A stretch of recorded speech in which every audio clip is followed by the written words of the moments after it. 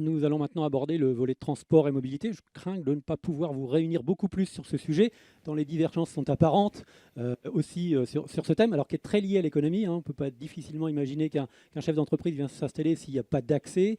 On peut difficilement imaginer que les gens retrouvent du travail s'ils ne peuvent pas se déplacer pour aller vers leur lieu de formation ou leur lieu de travail. Euh, Comme lors des 2 premiers exercices, je vais vous demander vos propositions fortes et je vais commencer par Nicolas Florian, s'il vous plaît. Elle est simple, c'est remettre un plan route en place dans cette région Nouvelle-Aquitaine qui a été abandonnée. Au contrat de projet État-région, il n'y est plus, il n'y a plus de volet routier. Eh bien, nous réinstallerons un programme d'investissement sur nos routes, que ce soit en maîtrise d'ouvrage ou en concession. Je peux citer par exemple l'exemple de la nationale 147 et 149 entre Poitiers, Angoulême, Limoges, où là, moi, je referai ce qui a été déjà promis depuis des années, mais qui ne s'est jamais traduit par des faits, une autoroute concédée. Et nous lancerons les moyens d'action pour ça, pour remettre du routier et permettre, d'une part, c'est un facteur de sécurité dans les déplacements, et par ailleurs, c'est un facteur de désenclavement et de rapprochement. Et quand on parle d'aménagement du territoire, d'accessibilité aux lieux de décision, aux bassins d'emploi, maintenir de l'activité, il nous faut de la route. Et donc, on mettra un plan en priorité sur la route pour réinvestir. Je ne vais pas lister toutes les opérations, mais je vous ai parlé de la Poitiers-Limoges en passant par Angoulême. C'est dans le Béarn pour la nationale 134. C'est Limoges-Agen, la nationale 21. Nous n'oublierons pas, bien sûr, le rail. J'abandonnerai dès le lendemain de l'élection le projet Bedous-Canfranc, estimé à 450 millions d'euros. Et cet argent sera redéployé ou sur des programmations de lignes.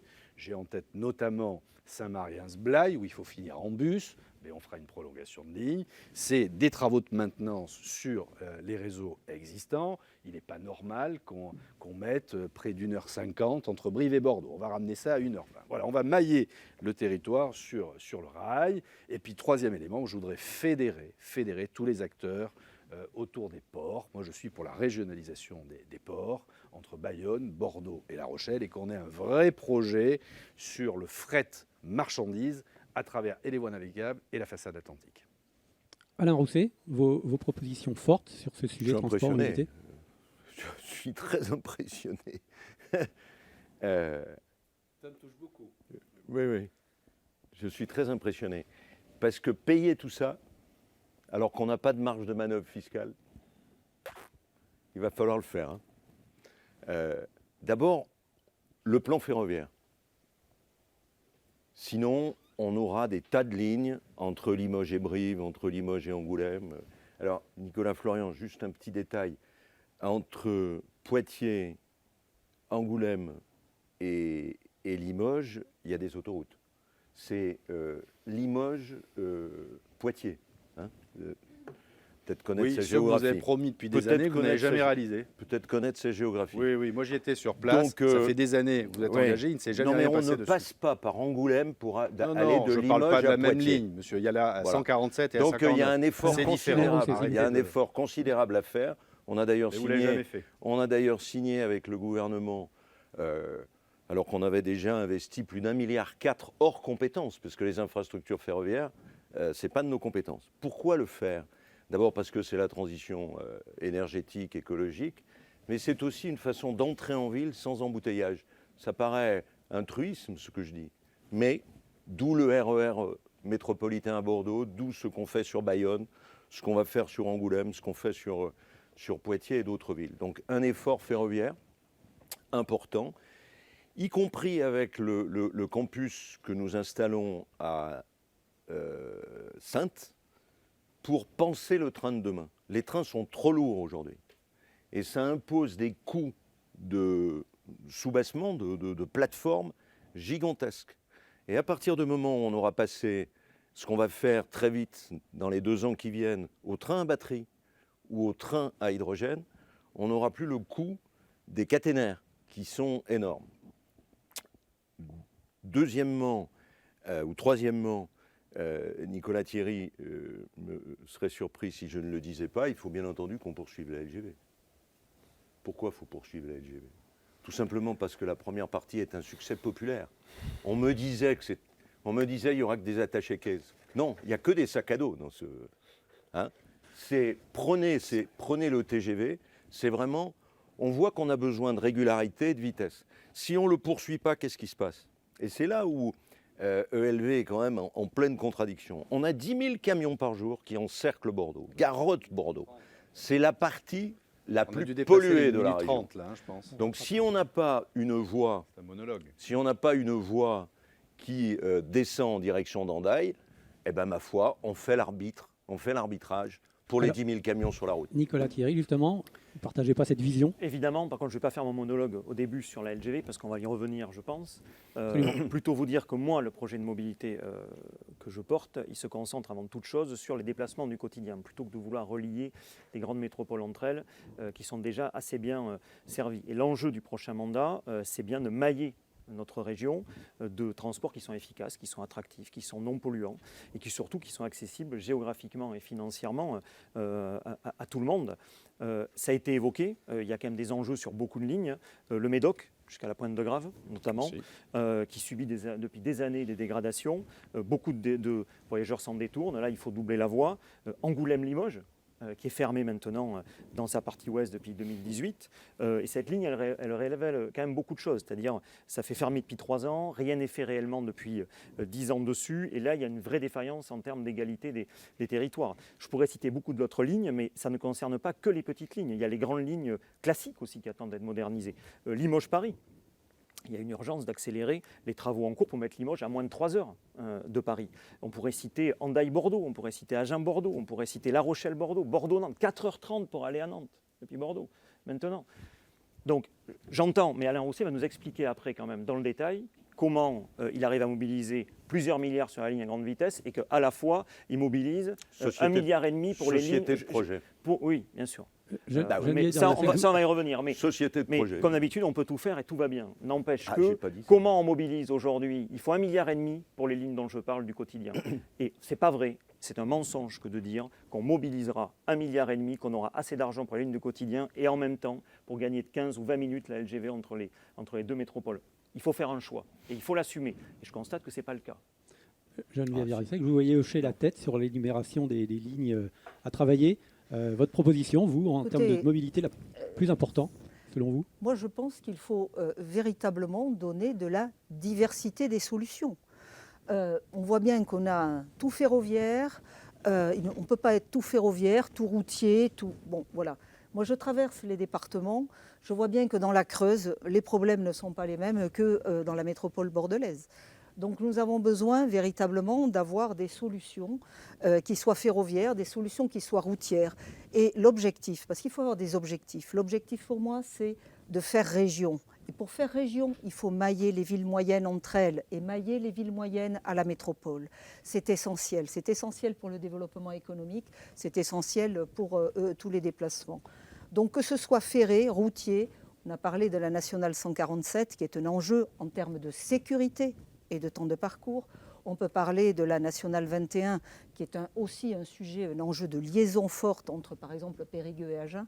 Donc voilà, on a ces enjeux qui sont essentiels sur le plan routier, mais également sur le plan ferroviaire. Deuxième chose, je n'entends pas parler de vélo ici. Moi, je voudrais un grand plan vélo du quotidien. Du quotidien à travailler avec les intercommunalités et d'ailleurs nous proposerons de faciliter la pratique du vélo avec un soutien de 200 € aux ménages qui souhaitent investir dans un vélo électrique. Et troisièmement, il ne faut pas s'interdire les innovations. J'ai entendu parler du Médoc. Mais le Médoc, comme Blaye par exemple, peut-être que des navettes fluviales permettraient d'améliorer déjà les problèmes importants dans un temps court. Parce que j'ai bien entendu qu'il fallait faire des travaux ferroviaires. C'est toujours du temps long. Donc on a besoin de solutions aussi rapides dans certains cas. Et je dois dire que le nord de la métropole bordelaise sur le plan routier est une catastrophe. Et donc ces solutions, elles doivent se conjuguer au plus près de chaque terrain afin d'être efficaces. Ce que demandent nos concitoyens, c'est d'avoir des solutions et pas des injonctions. On parlera certainement après de la LGV, donc je n'irai pas là-dessus maintenant. J'espère que nous y retournerons, sinon j'y retournerai toute seule. Clémence Guettet, vos propositions, vous, rail, route, la proposition forte qui vous paraît essentielle aujourd'hui?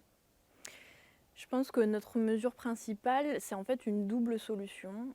Premièrement, c'est d'aller vers la gratuité totale des transports publics et locaux pour les néo-aquitains. Parce que les freins financiers à la mobilité individuelle, c'est énorme. La dépendance à la voiture, on l'a vu avec la mobilisation des Gilets jaunes, ça empêche les gens très concrètement d'accéder à des services publics. Ça veut dire du renoncement aux soins. Parce que la mobilité, c'est un droit et ça permet d'accéder notamment à tous les services publics essentiels. Donc on commencera par des publics prioritaires, les très jeunes qui doivent pouvoir d'ailleurs aller par exemple au lycée en transport public et locaux gratuitement, les plus précaires, les chômeurs, les personnes âgées qui ont des tout petits revenus, parce que sur la mobilité, c'en est assez des petits pas. Il faut que chacun, chacune puisse se déplacer sans que la question des revenus soit un frein. Ensuite, je disais double solution parce que investissement massif pour nous dans le secteur ferroviaire. Le train, c'est la mobilité de demain parce qu'en termes de pollution, aujourd'hui, on ne peut plus se permettre cette dépendance à la voiture individuelle dont je parlais juste avant. C'est trop de contraintes et pour que ce soit réellement opérant, il faut innerver à nouveau le territoire avec des lignes qui ont fermé. Et je pense que j'ai une pensée aujourd'hui pour tous les habitants des petites villes dont les gares ont fermé pendant ces dernières années. Je pourrais vous citer la gare de Taillebourg, la gare de Barsange en Corrèze, la gare du Palais en Haute-Vienne, la gare de Saint-Étienne-de-Baïgory dans les Pyrénées-Atlantiques. Et tout ça, je ne parle pas de gares qui ont fermé il y a 40 ans. C'est très très récent. Donc le choix politique qu'a fait M. Rousset de remettre sur la table 1,5 milliard prétendument pour la desserte fine du territoire, je le trouve un peu in extremis, on va dire. Je pense que vous aviez le temps de le prendre avant. Et je crois qu'il faut une vraie volonté politique d'en arrêter avec la métropole, le fait de relier uniquement les grandes métropoles. La LGV, je sais qu'on en reparlera, mais c'est gagner 35 minutes de Paris à Toulouse pour un coût phénoménal. Ce dont les gens ont besoin, c'est de gares à proximité de chez eux pour qu'au moins les trajets domicile-travail, par exemple, ou pour aller dans son établissement scolaire, ce soit possible de le faire en train. Donc un investissement massif dans ce secteur-là. Merci. Edwige Diaz, votre proposition sur le sujet, route, rail, quelle est la bonne solution? Les deux. Moi, je suis bien consciente que pour développer l'économie et que pour soutenir l'emploi, il faut des voies d'accès. Voilà, parce qu'aucune entreprise ne viendra s'implanter dans un territoire rural si elle ne peut pas avoir accès rapidement à son terrain. Nous, au Rassemblement national, nous vantons depuis des années les mérites de la démétropolisation. Alors la démétropolisation, qu'est-ce que c'est? C'est le désenclavement des territoires ruraux. C'est le fait de mettre un terme à cet engorgement de la métropole bordelaise et c'est pouvoir refaire vivre les campagnes. Parce que dans la situation actuelle, eh bien, vous avez les Bordelais qui ne peuvent plus se déplacer, qui ne peuvent plus se garer, qui ne peuvent plus se loger parce que précisément est engorgé. Et en parallèle, vous avez les habitants des territoires ruraux qui mettent 2 heures pour aller travailler à Bordeaux. Moi, j'habite à Saint-Savin et quand je dois venir au conseil régional, eh bien, il faut que je parte avant 6h30, sinon ça n'est pas possible, je n'arrive pas. Et donc, ça entraîne une diminution de l'attractivité des territoires ruraux qui se traduit aussi par une baisse de l'offre des services publics. Donc moi, je n'oppose pas le rail et le ferroviaire, au contraire, je dis que les deux sont complémentaires. Il faut à la fois que nous relions les petites villes entre elles, et là ça passe par les TER du quotidien, mais il faut aussi que nous puissions rejoindre les grandes villes avec plus de facilité. Et bien sûr, le réseau routier est primordial. Moi, je ne fais pas partie de ceux qui font du car bashing, et d'ailleurs on se souvient qu'une des premières motivations des Gilets jaunes, c'était précisément la stigmatisation des automobilistes et le coût du déplacement en voiture.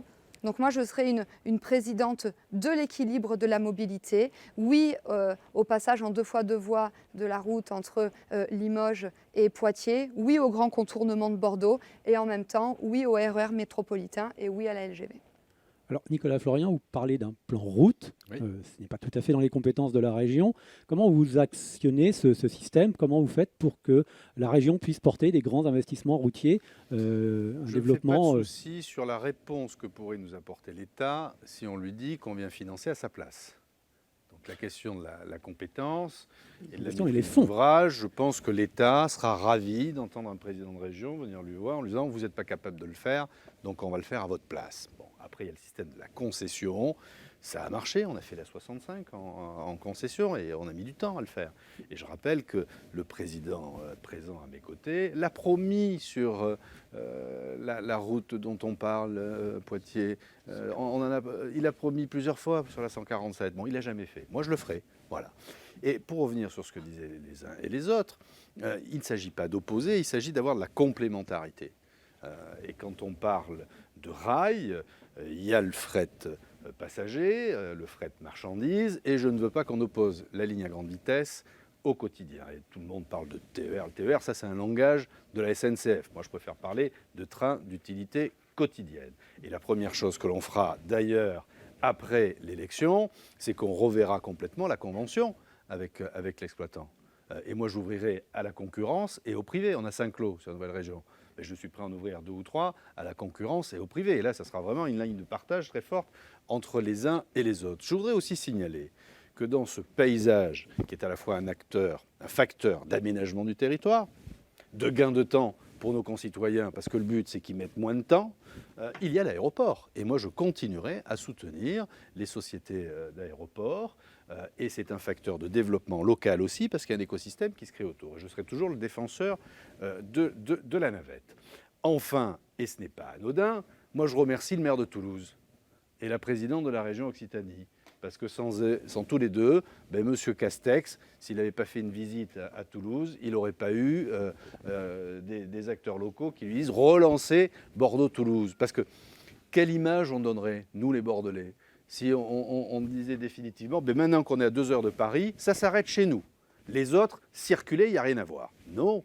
Le grand projet qui était porté à l'époque par l'État, auquel nous étions associés, c'est d'aller jusqu'à Toulouse, on connecte au sud-est, et c'est d'aller jusqu'au sud. Et là où on a sûrement des différences les uns et les autres, moi je préconise qu'on relance Bordeaux-Dax dans un premier temps, en grande vitesse, et qu'à partir de Dax, on regarde vers Hendaye et qu'on regarde aussi vers Pau. Je préfère parler de Bayonne d'ailleurs qu'Hendaye, et après on voit sur l'Espagne. Et il ne faut pas opposer les choses. Et on a les moyens de le faire. Et ça serait encore une fois du snobisme métropolitain, on en a tous plein la bouche là, hein, la fracture territoriale, mais si on explique du matin au soir que la LGV, la grande vitesse, ça s'arrête à Bordeaux et que le reste de la Terre n'existe pas, il ne faudra pas s'étonner qu'on ait des gilets jaunes, effectivement. Alors, Nicolas Thierry, on va aborder le sujet directement, la LGV, bon, vous y êtes opposé, ça fait partie des grands thèmes qui vous divisent. Qu'est-ce que vous préconisez Je note d'abord que Nicolas Florian passe de l'urgence climatique à un plan route massif. Mais les véhicules seront propres, monsieur Thierry, ils sont déjà propres. Bien sûr, tout à fait. Alors, arrêtez un peu. Mais qu'est-ce que vous racontez? Ça veut dire qu'aujourd'hui... on ne roule pas propre aujourd'hui en France, il n'y a pas de moteur électrique. Le trafic routier n'a pas d'impact sur des règlements climatiques, c'est ça que vous dites? Mais arrêtez, vous êtes une caricature de vous-même avec ces propos. 39%. Vous avez fait non, je pense juste qu'il faut que vous ouvriez une fois au moins dans votre vie un rapport scientifique. Et alors, il n'y aura pas de véhicules propres demain, vous n'y croyez pas. Mais le sujet, c'est pas de l'urgence, c'est les maintenant. véhicules. Mais il faut aider justement Arrêtez l'innovation. de dire On parle de l'hydrogène, mais moi je veux des véhicules à l'hydrogène. Donc, je veux toutes on les rames note qu'un plan route massif est Arrêtez de compatible caricaturer avec les l'urgence climatique. Non, mais ça Vous suffit êtes pas. contre la voiture, assumez-le. Je ne suis pas contre la voiture, mais si. j'assume quelque chose, c'est que, encore une fois, on ne peut pas Et continuer vous considérez qu'il n'y a précisément pas assez comme d'intelligence avant. humaine pour Je faire pense qu'on ne peut pas continuer comme avant. Et encore une fois, peut-être contrairement à vous, j'ouvre les rapports scientifiques, je les écoute et ils nous disent il y a 10 ans. Arrêtez Et le temps. Et pardon, j'essaie d'en... Vous ouvrez, vous croyez que nous on s'en sert pour caler les armoires, les écoutez, rapports quand je vous écoute, scientifiques j'ai un peu un doute. Mais vous, non, mais pour qui vous prenez sur la LGV, Nicolas. J'ai un sérieux doute. Si j'ai envie de manger de la viande, je continuerai à manger de la viande. Le sujet n'est pas si celui-là. j'ai envie de prendre une voiture propre, je prendrai une Nicolas voiture. Florian, s'il vous plaît. Nicolas, sur la question de la ligne à grande vitesse, en tout cas, on a bien compris que le débat qu'on avait sur l'urgence climatique, on a bien compris ce que vous mettez derrière. Sur la LGV, moi je suis pour un investissement public massif entre Toulouse et Bordeaux pour gagner du temps de trajet. Ça, on est d'accord. Je ne suis juste pas d'accord sur la solution proposée. Je pense qu'il ne faut pas créer une nouvelle voie, parce qu'une nouvelle voie, c'est plus de 8 milliards d'euros, et on a une solution aujourd'hui qui est évaluée entre 2 et 3 milliards et demi d'euros, qui est la rénovation de la voie actuelle. Et je pense que les 5 ou 6 milliards entre les deux, qu'on pourrait économiser, ils pourraient être utilisés à autre chose. Surtout que Clémence Guettet, à partir de 35 minutes depuis Paris, entre Bordeaux et Toulouse, c'est entre 13 et 20 minutes. Et je pense qu'aujourd'hui, ces 6 milliards, ils seraient plutôt utiles à moderniser nos lignes du quotidien, parce que la LGV, c'est une fabrique à gilets jaunes. Et le protocole qui a été aujourd'hui passé à la région, sur les petites lignes, il a été opportunément poussé par le gouvernement à quelques semaines de l'annonce de la LGV. Et quand on regarde ce protocole, ce n'est pas du tout un plan d'annonce concret de travaux, c'est une charte d'intention. Et aujourd'hui, évidemment, on va en parler. Si vous voulez. Et sur la question de la LGV, Alain Rousset, pour répondre, bien sûr que la LGV, vous dites, elle a créé de l'emploi, au dynamisme, mais on regarde les choses de près. Aujourd'hui, en Nouvelle-Aquitaine, il y a 94 000 entreprises, 75% sont en Gironde. Ça s'est fait au détriment du reste de la région. Très clairement. Vous avez renforcé la métropolisation et on a asséché les autres territoires. C'est les faits, c'est l'INSEE. 94 000 entreprises, 75% aujourd'hui sont en Gironde. Bordeaux, l'ancien maire de Bordeaux connaît les chiffres, entre 2000 et 2020, l'immobilier a explosé de 357%. Évidemment, 357%. Et ça, je fais confiance à votre ami M. Urmic pour inverser les choses. En tout cas, l'attractivité de la ville, le sujet, c'est qu'en tout cas, entre 2000 et 2015, il n'était pas maire. Bon. Et aujourd'hui, entre l'explosion de l'immobilier dans les métropoles et la concentration de l'activité économique à un endroit dans la région, le bilan de la LGV, c'est aussi celui-là. Donc il faut aussi regarder les choses en face. Après, et je finis là-dessus, le grand argument qui consiste à dire que la LGV, ça permettrait de mettre les camions, de sortir les camions de la route. Bien sûr qu'il faut mettre les camions sur les rails, mais on peut le faire avec une voie modernisée. Il suffit de regarder ce qui se fait ailleurs. La Suisse, elle a interdit que des camions traversent leur pays s'ils ne livrent pas en Suisse. Et quand ils traversent, ils sont mis sur des rails. Et vous savez quoi? Ils n'ont pas de ligne à grande vitesse. Clémence Guettet, vous semblez partager à peu près ce point de vue sur la ligne à grande vitesse, qui n'est pas indispensable selon vous? Non, je pense que c'est la première chose qu'on arrêterait si jamais on accédait à la présidence de la région. Ça a absolument toutes les caractéristiques d'un grand projet inutile et imposé. C'est-à-dire, sur un plan environnemental, c'est absolument désastreux. C'est 3000 hectares de terre qui vont être artificialisés.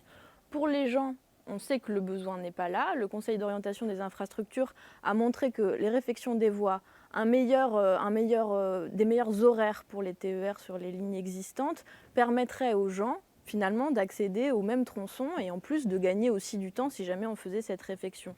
Par ailleurs, M. Rousset, pour la LGV, a parlé d'un grand succès populaire. Alors c'est amusant parce qu'on n'a vraiment pas du tout entendu les mêmes choses. L'enquête publique sur la LGV, 95% des contributions, c'était des gens qui s'opposaient très fermement à ce grand projet de GPSO et de LGV.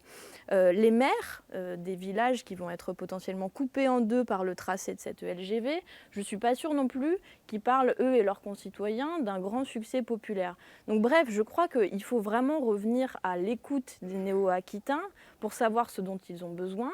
Et ce dont ils ont besoin, c'est de lignes de proximité à côté de chez eux. Et par ailleurs, c'est notre argent. C'est l'argent public qui est investi dans ce grand projet. C'est notre argent. Donc c'est à nous de décider quelles orientations on veut pour le transport, la mobilité de demain. Et pour ça, d'ailleurs, je propose le RIC, l'instauration du RIC régional, c'est-à-dire la possibilité par pétition, par initiative citoyenne, de décider qu'est-ce qu'on va faire au niveau des transports, mais sur tous les sujets. Et donc, je pense que la première chose qu'on ferait, c'est de revenir en effet sur ce projet de LGV. Edwige Diaz, c'est un projet qui vous semble réaliste, qui vous semble finançable? Oui, moi je l'ai dit, au nom de la démétropolisation et au nom du désenclavement des territoires ruraux, il faut rapprocher, que ce soit les petites villes entre elles ou alors les petites villes aux grandes villes. Voilà.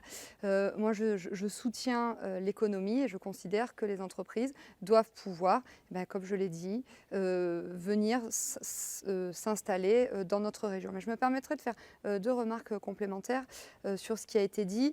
Je voudrais aborder un sujet qui n'a pas été abordé, c'est la question de la taxation des poids lourds. Donc là, c'est une possibilité qui a été accordée par la loi Climat et Résilience. Vous savez, cette même loi qui a supprimé la possibilité, du coup, en fait, les vols intérieurs. D'ailleurs, ça aura un effet catastrophique pour la métropole bordelaise et pour la Nouvelle-Aquitaine, au point que, Madame Darrieussecq, du coup, vous êtes en contradiction avec le gouvernement qui a porté cette loi. Et donc, cette loi Climat et Résilience, elle aura aussi un impact très négatif sur le pouvoir d'achat des néo-aquitains, puisqu'elle va permettre à la région de pouvoir taxer les transporteurs routiers. Et in fine, Alors non, justement, Ça devrait vous convenir, ça. in fine, eh bien, c'est le consommateur qui va payer cette surtaxe. Et le problème, c'est comme nous sommes dans l'Union européenne, eh bien, nous ne pouvons pas choisir qui taxer. Avec Marine Le Pen à la présidence de la République, nous taxerons les transporteurs étrangers. En l'occurrence, pour l'instant, eh bien, il reste un an avant l'élection présidentielle, donc nous devons faire un choix, c'est ou taxer tout le monde ou taxer personne. Et moi, donc, au nom de la défense du transport routier français, qui est déjà lourdement impacté par la concurrence internationale déloyale, et au nom de la préservation du pouvoir d'achat des Français, présidente de la région, je ne mettrai pas en place cette taxe régionale, contrairement à tous mes adversaires autour de la table. Moi, je la mettrais. Oui, vous la mettrez, comme Oui. Madame Pécresse. Tout le monde, en fait, je crois que tout le monde va la mettre. Hein. Mais voilà, sauf moi. Oui, mais encore une fois, vous distinguez. Il n'y a pas de raison qu'un poids lourd étranger qui utilise nos routes, alors sur les systèmes autoroutiers à concession, il paie, c'est logique. Mais quand vous allez sur la Nationale 10, hein, le train de camions qu'il y a pour se rendre dans le centre de la France ou après récupérer Paris sans payer l'autoroute, mais qui c'est qui paye? C'est le contribuable. Donc moi, entre l'usager et le contribuable, je fais le choix du contribuable et je demande à l'usager, et notamment aux poids lourds étrangers qui sont en transit, de payer. C'est la grande différence avec les uns et les autres. Non, mais le problème, en fait, c'est qu'on ne peut pas distinguer. C'est où on fait payer tout le monde, ou on fait payer de personne. On fera payer. Vous avez déjà été moi, je voudrais bien faire payer que les poids lourds étrangers. Mais moi, je pense aux transporteurs routiers français. Et je pense aux consommateurs qui, au final, paiera l'addition. Je vais demander à Geneviève Dariussec son point de vue, landaise, donc qui est totalement concernée par la poursuite de la LGV, sa vision pour mettre des camions sur les trains et pourquoi pas une LGV. Bon, écoutez, ce qui est certain, c'est que les campagnes électorales se succèdent et les sujets sont les mêmes. Puisque 2010, j'ai vécu tous les grands débats publics. J'ai vécu tout cela dès que j'ai été élue à la région en 2004, puisque ça a démarré vers 2006-2007. J'ai vécu une campagne électorale en 2010. J'ai vécu, pas parce que j'étais candidate, mais parce que je regardais ce qui s'y disait, la campagne électorale de 2015. Bon, le sujet est toujours là et il est toujours entier. Alors moi, là aussi, quelles sont les solutions ? Ne pas opposer les déplacements du quotidien et les déplacements avec grande élongation et faire de la LGV et du TGV un moyen aussi d'augmenter les capacités de déplacement du quotidien. C'est essentiel. Quand je vois la LGV entre, par exemple, Angoulême et Bordeaux, je me dis que des TER à grande vitesse devraient mettre Angoulême à une demi-heure de Bordeaux et qu'il y a vraiment des sujets à travailler dans ce sens-là. Donc oui, il faut aller au sud parce que nous sommes la région qui est la plus mal équipée en termes de grandes infrastructures, la plus mal équipée de France. Je peux vous l'assurer parce que j'ai quand même pas mal visité d'autres régions depuis ces dernières années. Et il faut absolument que nous soyons dans la possibilité de donner à nos concitoyens des possibilités de mobilité. Alors moi, ce qui m'ennuie un peu, je sais qu'Alain Rousset, bon, il l'a dit, était favorable à la LGV. Il était favorable à la LGV en 2015. Il a fait une campagne de premier tour autour de la LGV en 2015. Très forte campagne. Et puis ensuite, il s'est allié avec Nicolas Thierry. Et on n'a plus entendu parler de LGV. Entre les deux tours, dans une semaine, zéro. Et ensuite, il n'y a rien eu pendant 6 ans. Et pendant ce temps-là, c'est vrai que la présidente d'Occitanie et le maire de Toulouse ont été très actifs. Je les ai même reçus à Paris à leur demande. Ont été très actifs sur le sujet.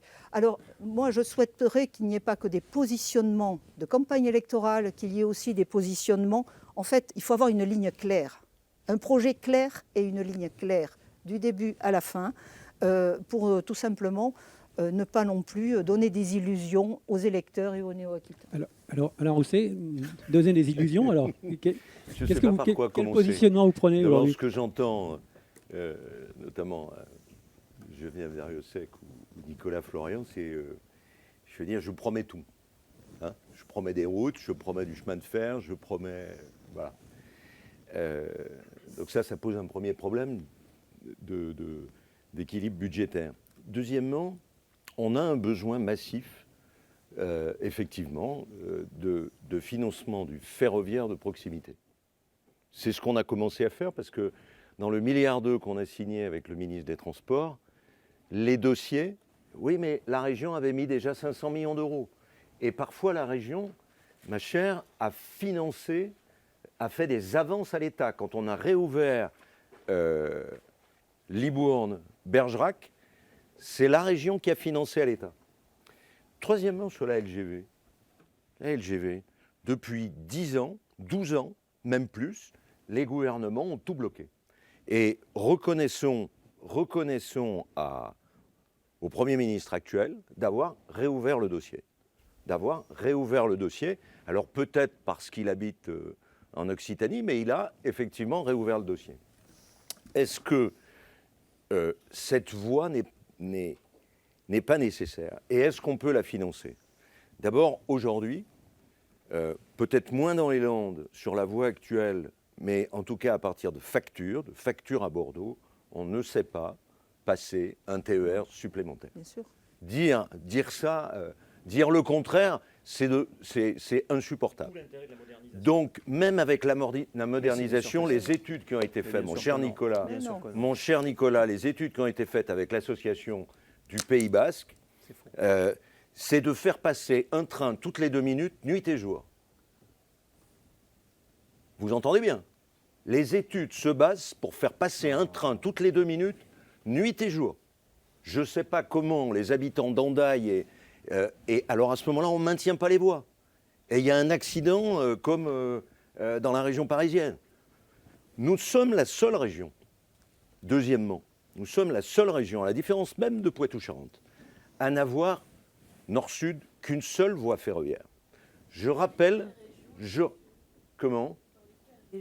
Je parle de la région Nouvelle-Aquitaine. Nous avons au sud de Bordeaux, nous avons en Poitou-Charentes, il y a plusieurs voies. Il y en a une qui fait Nantes, La Rochelle-Bordeaux, et il y en a une autre qui descend directement de Paris. Poitou-Charentes qui n'est pas dans la Nouvelle-Aquitaine. Poitou-Charentes, c'est la Nouvelle-Aquitaine. Ah oui, bah oui, merci. Voilà.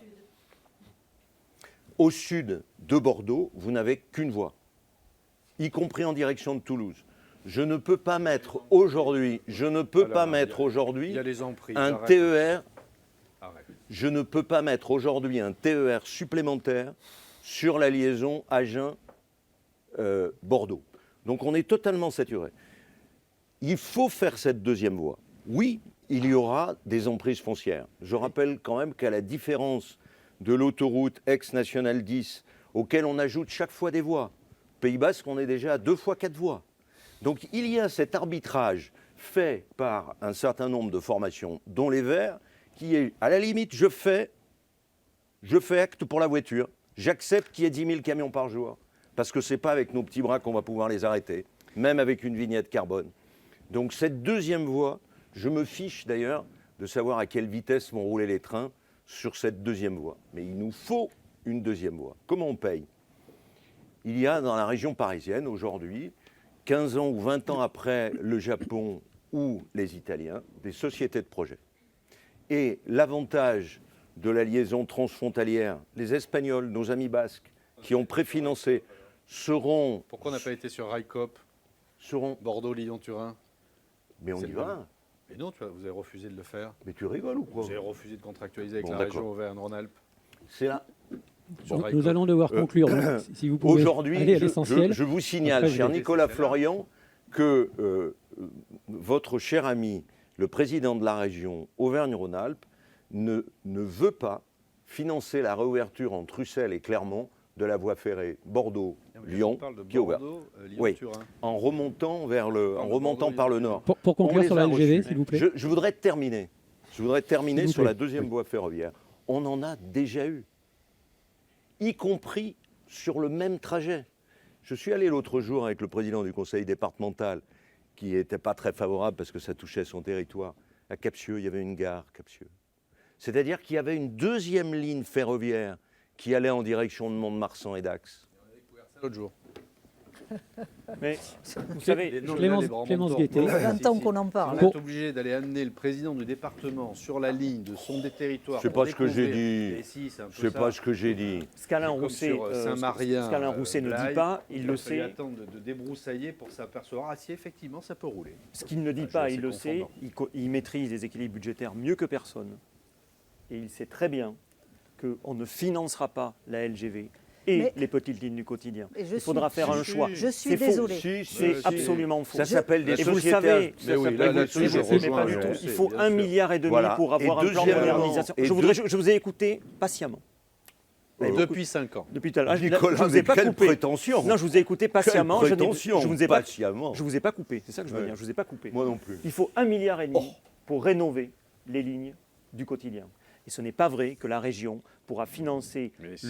le plus gros chantier ferroviaire J'ai jamais dit que c'était européen, la région qui finançait. mais il faudra qu'elle prenne sa part. Et vous savez J'ai pertinemment, jamais dit que c'est la région. Mais moi, c'est je de vous la dis que fable. Moi, je vous dis que Et c'est vous le savez tous. Aujourd'hui, Ça, on a 1 milliard faites d'euros preuve- qui moi, je vient dis de que c'est l'Europe. possible. Je vais vous interrompre. L'Europe. Je vais passer la. Juste un petit mot d'information. Vous avez L'Europe déjà est largement furieuse. Je crois que dépassé. Vous êtes très L'Europe très en est avance. Alain furieuse Rousset. aujourd'hui Je pense qu'il faut laisser que la parler. France Je vais- n'arrive pas jusqu'au bout. Je vais passer la parole de sa à trajectoire. Clémence Faites un Guettet, choix puis en après à direction de Edwige l'Espagne. Diaz. Clémence Guettet, s'il vous plaît. C'est Sur ce gentil. sujet, y compris routier, parce que là on parle beaucoup de fer, Oui. en quelques mots, en quelques secondes, la route, le fer, vous mélangez les deux, il y a des investissements à faire, indéniablement. Oui, évidemment, il y a des investissements à faire. Moi, je voudrais reprendre l'exemple de l'autoroute entre Poitiers et Limoges, que je connais bien, puisque je rappelle quand même au passage, et visiblement c'est plus clair dans les esprits de tout le monde, que moi je suis la seule tête de liste qui vient de l'ancien Poitou-Charentes, maintenant en Nouvelle-Aquitaine donc. Et sur cette autoroute Poitiers-Limoges, nous on va absolument s'opposer à cette concession qui va juste faire la logique habituelle, c'est-à-dire mettre de l'argent public dans les poches du privé, qui d'ailleurs a des défauts identiques à d'autres projets du même genre, qui est, on le sait, néfaste pour l'environnement. Alors je concède qu'il faut améliorer la voie existante, notamment parce qu'elle est dangereuse, donc il faut faire des travaux et en effet faciliter les dépassements.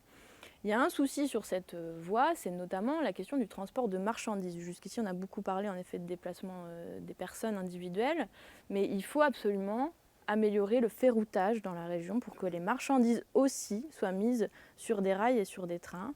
Entre Poitiers et Limoges, il faut améliorer le TER. C'est possible que plus de personnes aillent sur cette ligne par le TER. TER qui circule, notamment- d'ailleurs, qui ne circule pas. Et notamment, sa totalité. oui, mais c'est bien tout le problème. Et notamment, nous, notre proposition, je la rappelle, de gratuité pour que le fait de prendre le train ne soit pas non plus freiné pour des raisons financières.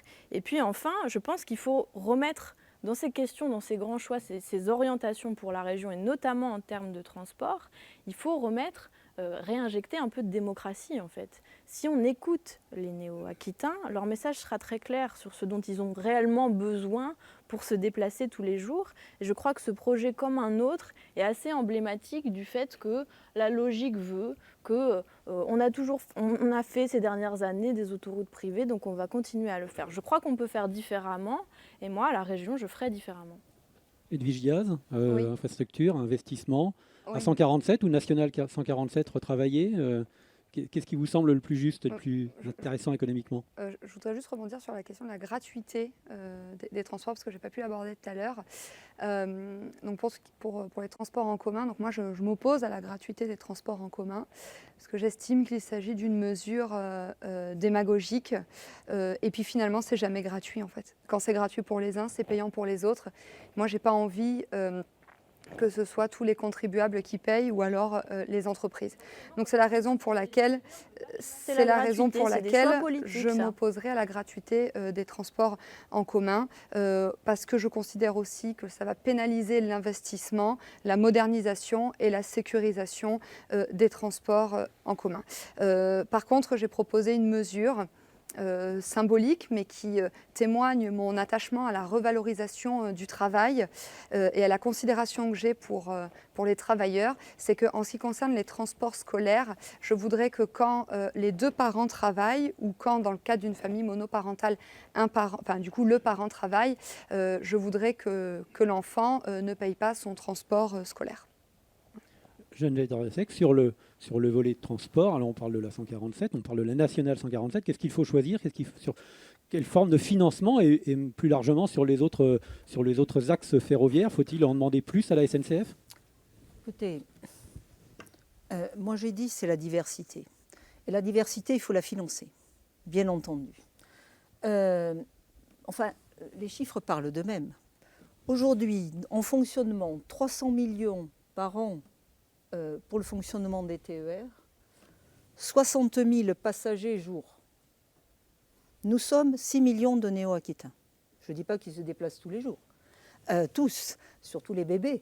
Mais on voit un petit peu que nous avons besoin de plusieurs capacités de mobilité. Donc oui, il faut que nous puissions aller sur ce qui est le plus pertinent pour des déplacements facilités pour nos concitoyens. 80% des néo-aquitains prennent leur voiture pour aller travailler. Si on peut le passer à 70%, eh bien on aura beaucoup gagné. Mais ça demandera un investissement absolument majeur. Donc nous avons bien sûr un champ de rénovation ferroviaire. Question que je pose, peut-on être innovant? Doit-on tout rénover au standard SNCF?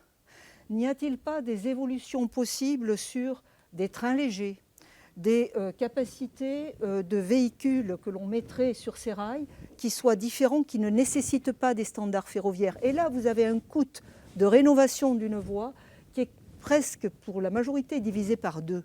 Donc je pense qu'il ne faut rien s'interdire et moi je souhaite véritablement faire un audit complet de tout ce qui a été bien sûr proposé, y compris de ce qui est en conventionné avec l'État, hein, ce n'est pas le sujet, mais je pense que nous pourrons faire des gains d'investissement pour également investir ailleurs.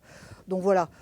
Et quant à la société de financement dont parle Alain Rousset pour la LGV, je suis bien sûr tout à fait d'accord que c'est le moyen de pouvoir financer cette infrastructure, comme d'autres très grandes infrastructures ont été financées. Donc soyons innovants, ne négligeons aucun secteur et portons vraiment... moi je le dis, je voudrais passer du tout ferroviaire au tout mobilité. Voilà, c'est... La différence, elle est importante, mais donnons-nous les moyens de réfléchir, d'innover également, parce que je suis sûre qu'il n'y a pas que des gros trains bien lourds qui peuvent aller sur certaines voies et que nous pourrions faire des gains d'investissement et aussi donner des capacités fortes au territoire et aux petites gares de pouvoir réouvrir. Merci. Nous allons conclure. Je vais essayer de rééquilibrer le temps de parole. Alain Rousset un petit peu d'avant, Geneviève Darrieussecq également. En 2 minutes, 1 minute 30, 2 minutes chacun. Je vais commencer par Clémence Guettet. Qu'est-ce qui est l'axe fort aujourd'hui de votre campagne? Sur quoi vous voulez appuyer parmi les choix économiques qu'il faut faire, principalement? Je voudrais reparler de la question des transports, puisque j'ai un peu de retard de temps de parole sur cette question. Je pense qu'il faut combiner différentes mesures, mais qu'on prendrait immédiatement en arrivant au Conseil régional de Nouvelle-Aquitaine, pour rééquilibrer un petit peu les possibilités de déplacement sur nos territoires. Quand on quitte difficilement le tram bordelais, on se rend aussi difficilement compte de ce que ça veut dire la mobilité dans la plupart des territoires ruraux de notre région, où vous devez faire 1h30 de voiture en payant extrêmement cher pour aller voir un médecin. La mobilité, c'est l'accès à tout le reste. Donc je le disais en introduction, c'est un droit. Plusieurs mesures d'urgence donc, je le rappelle, l'arrêt de la LGV immédiatement, c'est un grand projet inutile, imposé. Il faut arrêter avec ce genre de méthode absolument antidémocratique. Ensuite, le financement de la gratuité, parce que si c'est possible, quand on fait un choix politique clair en faveur du peuple, des gens qui habitent réellement sur les territoires, on peut financer avec différents mécanismes, récupérer de la TICPE, faire contribuer les employeurs, etc. Et en combinant cela, on peut arriver à ce que les transports public soit gratuit, je le répète. Ensuite, évidemment, innerver tout le territoire et mettre aussi davantage d'investissements et de moyens sur l'intermodalité, parce que les premiers kilomètres, quand vous habitez à la campagne, ils seront aujourd'hui toujours en voiture. Donc il faut aussi permettre, quand on arrive à la gare, de poser un vélo, etc. Et sur ce plan-là, absolument rien n'est fait. Et puis enfin, en finir, je crois, avec la logique néolibérale qui s'impose sur cette question comme sur les autres questions, c'est-à-dire ce que disait M. Florian, continuons de faire des autoroutes privées pour engraisser Vinci. C'est sûr que c'est ce dont nos concitoyens ont besoin en priorité aujourd'hui. Arrêter, je crois, immédiatement de mettre en concurrence le TER avec d'autres moyens. Je pense là par exemple à la ligne Thouars-Bressuire que je connais bien puisque c'est juste à côté de chez moi. Et en combinant ces mesures, on peut permettre la mobilité pour toutes et tous et l'accès, je le disais, ensuite aux services publics et à ce dont les gens ont vraiment besoin quotidiennement. Merci. Edwige Diaz, en 2 minutes 30. Oui. Alors peut-être les transports ou peut-être un autre volet que vous voulez développer sur l'économie. Oui, moi je veux être la présidente du rééquilibrage territorial. Et donc ça passera par un rééquilibrage des aménagements territoriaux. Je répète que je suis consciente que les entreprises ont des besoins pour s'installer dans nos territoires ruraux. Il faut qu'elles puissent être desservies correctement par des routes, mais aussi par des trains, et cela contribuera au rayonnement de notre région. Et à partir du moment où les entreprises seront bien accueillies sur notre territoire et pourront évoluer sereinement et avoir une visibilité, eh bien, on réglera une bonne partie du problème des demandeurs d'emploi. Moi, je refuse de me résigner et de considérer que oui, il y a des chômeurs, il y a des chômeurs. Non, on peut avoir une politique publique efficace pour lutter contre le chômage. Ça passera bien sûr donc, par un modèle de formation plus adapté aux besoins des entreprises et bien sûr par la réindustrialisation que nous pourrons mettre en place dans le cadre d'un État stratège. Je réaffirme mon soutien aux automobilistes qui prennent leur voiture parce qu'ils n'ont pas d'autre choix. Tout le monde ne peut pas aller travailler en trottinette et donc les ruraux ont besoin de leur véhicule pour aller travailler. C'est la raison pour laquelle moi je ne stigmatiserai pas les automobilistes et je n'appliquerai pas de car bashing parce que je considère que les automobilistes en ont assez d'être pris pour des vaches à lait. En parallèle, je refuserai l'écologie punitive et m'inscrirai dans une démarche d'écologie positive. Et tout ça sera possible grâce à la politique de démétropolisation que je veux mettre en place et qui sera, je le répète, un dispositif gagnant-gagnant à la fois pour les métropolitains et à la fois pour les habitants des territoires ruraux. Merci. Nicolas Florian. Moi, je voudrais m'adresser directement aux chefs d'entreprise, aux commerçants, aux artisans qui souffrent de façon lointaine depuis plus d'1 an avec une crise sanitaire qu'on n'a jamais connue. Et l'enjeu pour nous, c'est le rebond, c'est de sortir de cette crise. Et quand on parle d'économie, on pense aux acteurs de l'économie et on pense à l'emploi. Mais je n'oublie pas qu'un petit patron, un artisan, un commerçant, c'est son emploi qui est en jeu et l'emploi de celles et ceux qui travaillent pour lui. Et je mettrai tout en œuvre pour que dès les élections, il y ait un vrai plan de sortie de crise pour aider, pour faire levier, pour aider nos restaurateurs à ouvrir, nos artisans à retrouver des carnets de commandes, nos entreprises à recruter, maintenir l'emploi. Et c'est le projet que nous porterons. Ça passe par l'alternance. Et là, je m'adresse aussi à eux, à tous ceux qui ont des filières qui souffrent. Je pense au tourisme, je pense à l'agriculture, je pense à nos commerçants. Ça passe par l'alternance et un choix clair d'un renouvellement avec des feuilles de route très précises, une équipe qui pense la même chose, qui a le même projet et qui s'engagera pour eux. Merci. On termine avec vous, Nicolas Thierry, sur votre vision de l'économie pour la Nouvelle-Aquitaine dans les années à venir. Je pense qu'il y a un défi à très court terme qui arrive, c'est la crise économique à retardement, cette crise sanitaire qui arrive, parce que dès 2022, il y a un certain nombre de prêts, beaucoup d'entrepreneurs qui vont devoir les rembourser et on va avoir un choc économique l'année prochaine et le futur exécutif de la région va débuter son mandat avec cette crise à gérer à très court terme. Donc là, il faudra apporter des réponses économiques de soutien, parce que ce n'est pas parce qu'on est sorti de la crise sanitaire que le choc économique dans quelques mois ne va pas arriver, il va se faire à retardement. Et par ailleurs, il faut évidemment, on l'a dit, engager la transition écologique. Et dans la justice sociale, on rappelle, ça n'a pas été dit, on a quand même en Nouvelle-Aquitaine 800 000 personnes qui vivent sous le seuil de pauvreté. Et si on ne résout pas cette question des inégalités qui sont en train de se creuser, qu'elles soient économiques, sociales ou territoriales, on n'engagera pas la transition écologique. Donc il faut mener une politique de justice sociale et de soutien aux plus précaires extrêmement forte. Il faut mettre en main un bouclier social. Et par ailleurs, il faut parler également au monde économique, leur dire que la crise écologique, c'est aussi une opportunité. Il faut y répondre, c'est aussi une opportunité. Il y a des filières à faire émerger, que ce soit dans l'énergie, dans l'agriculture, dans les bâtiments. Il y a un projet très enthousiasmant à porter. Et vraiment, la décennie qui est devant nous, elle va être absolument déterminante. Et il faut être à la hauteur de ça. Il ne faut pas être tétanisé, même si l'enjeu est considérable. Mais il va falloir faire preuve de beaucoup de courage. Merci à tous d'avoir participé à ce débat. Ce débat est à retrouver sur les sites internet de 20 minutes, Place Éco et du Populaire du Centre. Merci à l'IJBA qui nous a accueillis également en son sein. Et bonne fin de journée à tous.